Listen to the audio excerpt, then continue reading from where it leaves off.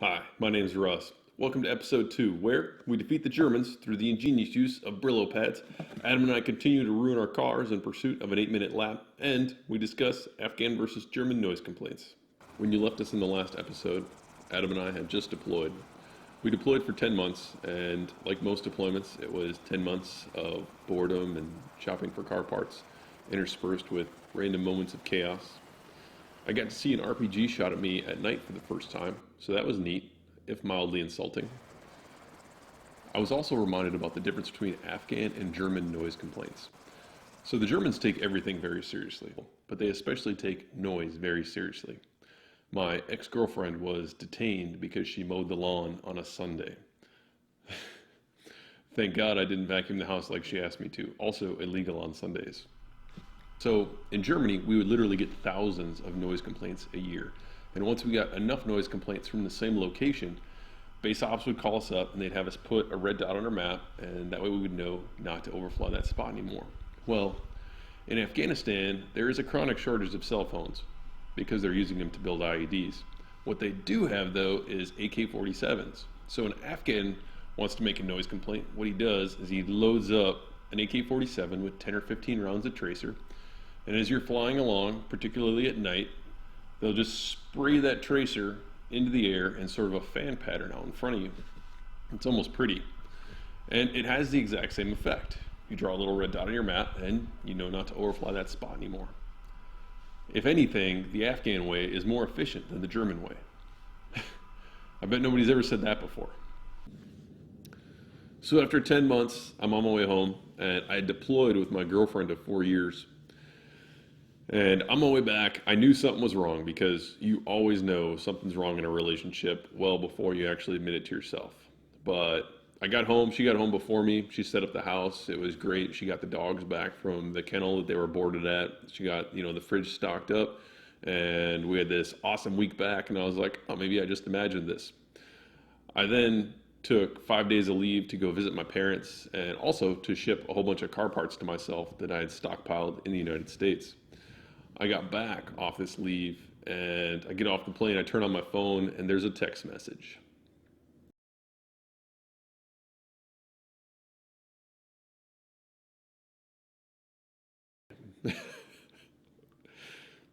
You got to give the girl points for timing. I'm not going to lie, at the time, it was an absolute kick in the nuts. 10 months of looking forward to what had been my home, my girlfriend, my dogs for the last 4 years. And that light at the end of the tunnel, I stepped out into it, and I got to stand there for a week, and then bam, the rug was ripped out from underneath me. But looking back at it now through, rose tinted glasses as we do, I wouldn't trade that next, 6 months of wild adventures and road trips with my buddies all around Europe to have dated Jennifer Lawrence. Well, maybe Jennifer Lawrence, but yeah, I wouldn't go back and trade those days for anything. Not to mention, I've got this intimidatingly huge pile of car parts and a race car to build when I get back. But first, I've got to get the Firebird through the German vehicle inspection. Just the same as getting a German driver's license is about as difficult as getting a pilot's license is in the United States. The German vehicle inspection is somewhere between the pre-flight checks of a 747 and the pre-flight checks of the space shuttle as far as how difficult it is. So I go in somewhat apprehensive because the car had sat for a year. The first thing they discover is that the brake torque on the rear wheels is off by the maximum amount allowed by German regulation. And then his buddy walks over with a decibel meter and an unpleased look on his face.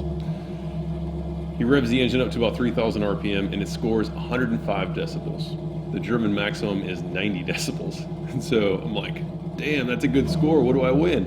And the guy was having none of it. He's like, this is a serious problem. But it's okay. I've got a trick up my sleeve. I head straight to the PX. I buy 2 of those steel dishwashing balls and 2 boxes of Brillo pads. I head home, I grab a wrench, and I take the quad tip off the exhaust. Now, it's like GM designed the exhaust specifically for this noise inspection. I bust off the tip, I put the large steel ball into the quad tip, and then I stuff the rest of the tailpipe with the Brillo pads after I fluff them up a little bit. And then I put the tip back on, I head back over. And the guy is shocked to see me so quickly. It's like an hour and a half, maybe 2 hours after I left, but he comes out with his decibel meter. And the car scores 91 decibels. The guy is so shocked that he doesn't even care about the 1 decibel that it's over. He signs off my inspection sheet, and he kind of looks funny at the tailpipe, like, why is your tailpipe kind of a pinkish color, and why does it smell like freshly washed dishes? But he doesn't ask. So I take my signed sheet, I drive around the corner, I take the tailpipe off, give the engine a quick rev, it blows out all the Brillo pads, which now are black and kind of like charcoal color, and all this pink dust too that was in the tailpipe. And I put the quad tips back on, and I drive off in my 105 decibel American muscle car. In the last episode, you'll remember that my Mustang blew up its brake pads on an 859 lap of the Nurburgring. So I wanted to get that back and roadworthy, so I had something for road trips and stuff and a daily driver. So I went shopping for brake pads, and I fell for the Hawk advertising for the first but not the last time. I bought a pair of their HPS pads, which they advertise as increased bite and increased fade resistance, but still a street pad. Now, Hawk has a very unique approach to increasing fade resistance, and they're the only ones in the braking world that I know of that use this approach. And that is, if the brakes don't do any braking, they can't fade. Now, it's unique, and they're not technically wrong. If the brakes do a lot less braking, they are more fade resistant. However, it makes their bite claim complete bullshit, and it's not what I was looking for in a brake pad. So I install the pads, I go out, I bed them in. The first thing I notice is that you get a hammer on the pedal to get any kind of significant stopping out of them. And more disturbingly than that, it's changed the brake bias. Now, I don't know if they sent me a mismatched set of pads or what, but the last thing you want when you get a car that's got a whole bunch of front weight bias because of a big 5-liter engine hanging over the front axle is more rear brake bite. And it took an absolute superhuman effort to get the front wheels to ever get into ABS. And that's ridiculous. When you get 235 all-season tires on the car, you should be able to lock those up easily with a 13-inch brake. Now, there are two good things about the Hawk pads. One note, on the fade resistance, their torque curve or fade resistance curve, whatever you want to call it, is very, very nice and gradual. So the pads don't have a ton of bite cold. They get a little more bite as they warm up. And then the bite falls off very progressively as they get hotter. So there isn't a point where the brakes just go away on you from temperature. So that's nice. And two, after 25,000 miles on the street and Autobahn and probably 30 or 40 laps of the Nurburgring, I finally, chuck them in the trash and swap them out for some Brembo brakes, and they still had more than half their pad life left. So really the wear was impressive considering the abuse that they'd seen. Like we talked about, Adam thought that his Boss 302 was the greatest engineering achievement of mankind. And over the 10 months we were deployed, we argued a lot about cars, and he decided to make a few choice improvements to the car. He started with an aluminum drive shaft, so he replaced the 2-piece steel with a 1-piece aluminum for less rotating mass. He then lowered the car using lowering springs with a little bit more spring rate. Then he added seated control arms in the rear, upper and lower, with polyurethane bushings. And then control arm relocation brackets to fix the angle. And then most importantly, he added lightweight wheels and tires. So stickier tires, like we said, the Toyo R888s. But the key thing is he went from a 19-inch 33-pound wheel to an 18-inch 21-pound wheel, which makes a huge difference.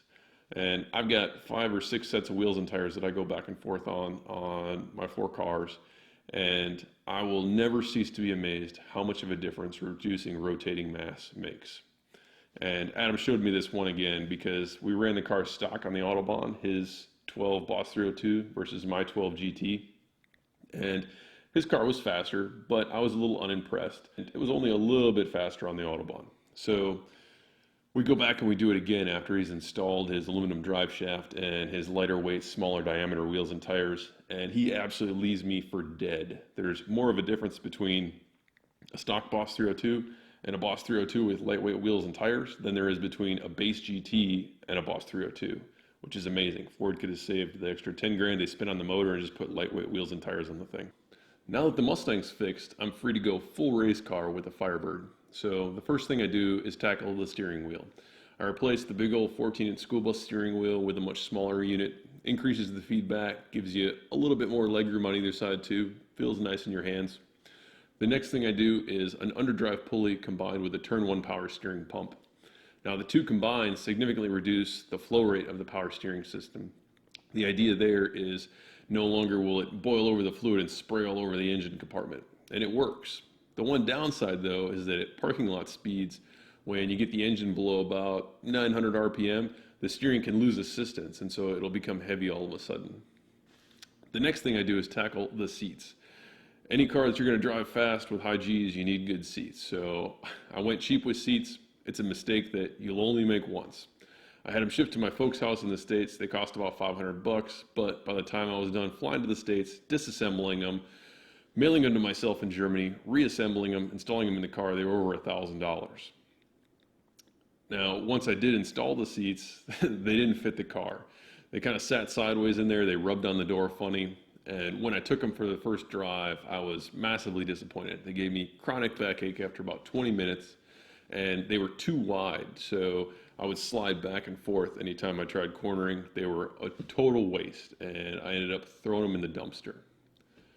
Luckily for me, though, my buddy blew up the engine in his Camaro. Unfortunate for him, but he had a spare set of race seats sitting around. They were old, they were torn and faded, but they fit like your baseball glove from when you were a kid. They are absolutely amazing. While I'm installing the seats, I discover a small speck of mold underneath the driver's seat. And as projects do, when you discover something unexpected at 9 o'clock at night, shit got completely out of hand. And I end up ripping out the entire interior. I mean, every piece of carpeting, trim, the radio, speakers. I start cutting wiring and throwing it in the trash. Completely out of hand.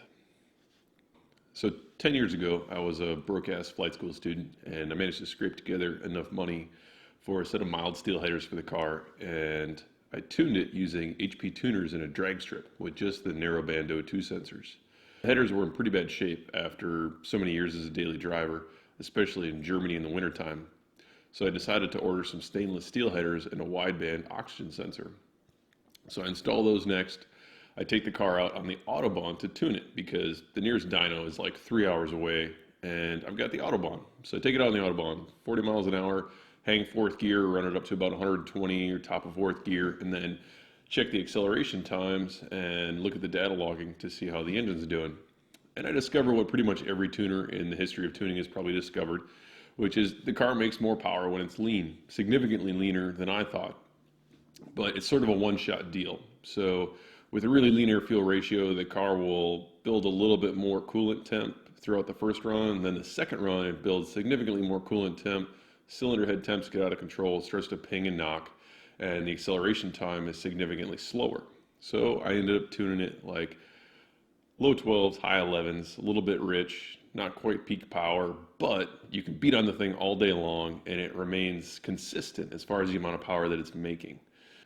At this point in our story, it's a Friday morning and I'm working nights, and we're supposed to leave for the Hockenheim Storks that night. They're going on Saturday, and then we're supposed to go to the Nurburgring Sunday for our first test and tune.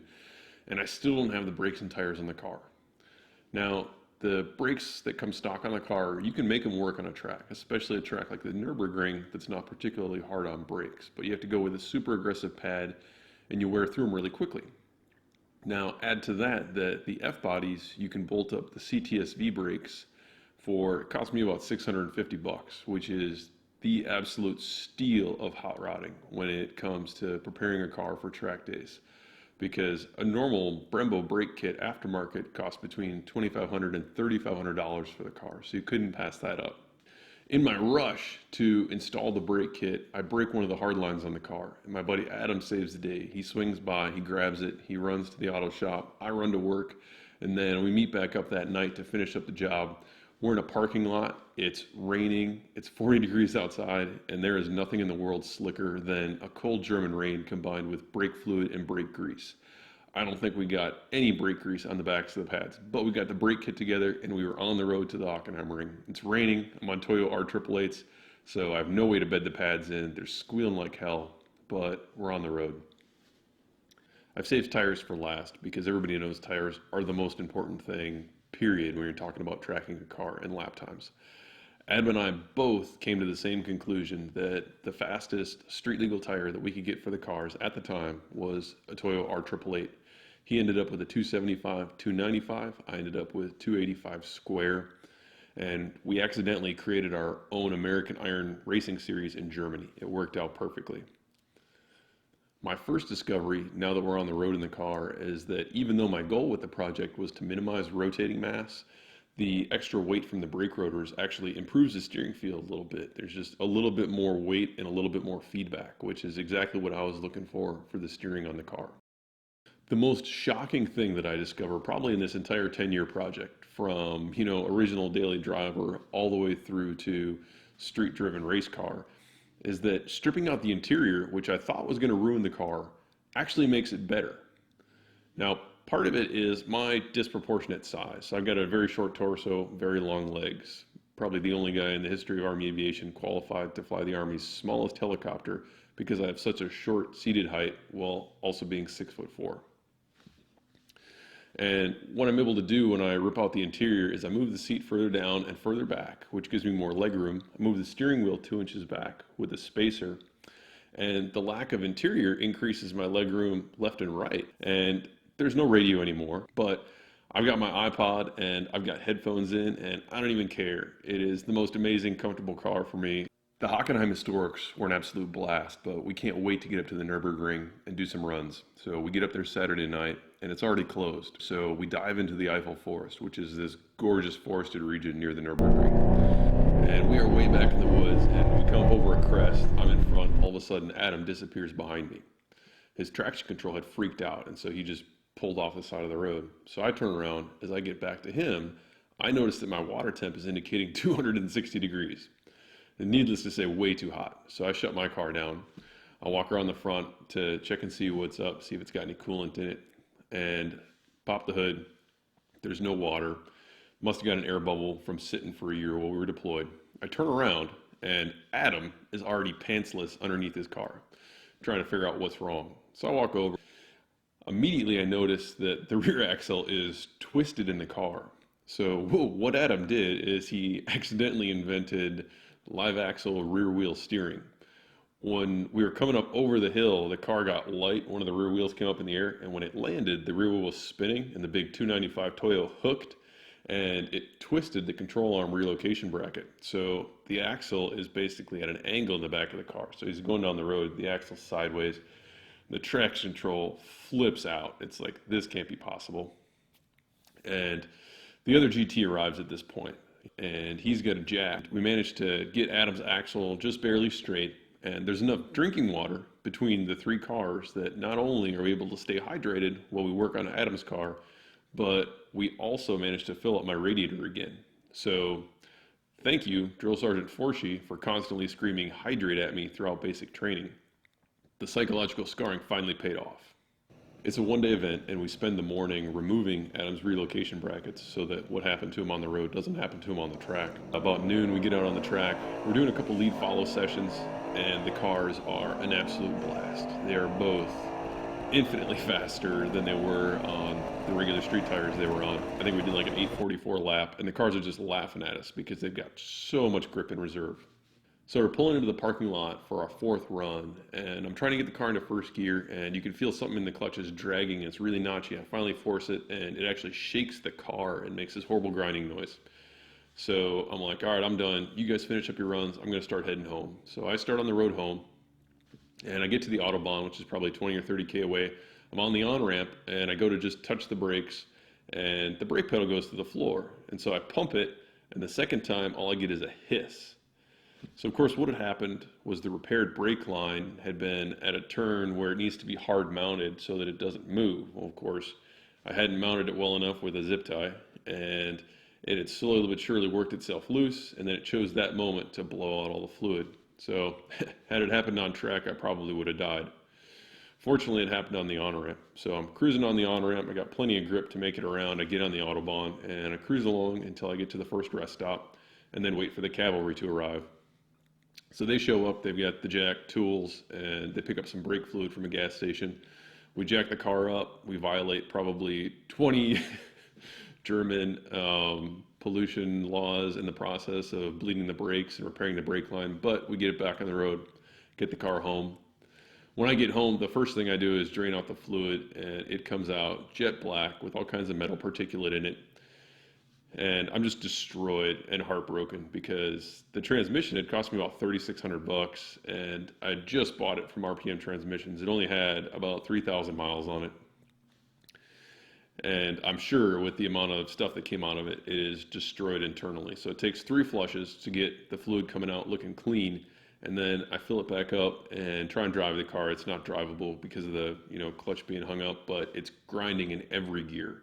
So I'm sure that the transmission is shot. You'll have to tune in next time to see how we fix the Firebird's transmission, how I become a semi-professional race car driver, and how we finally go under 8 minutes at the Nurburgring. Thanks for watching.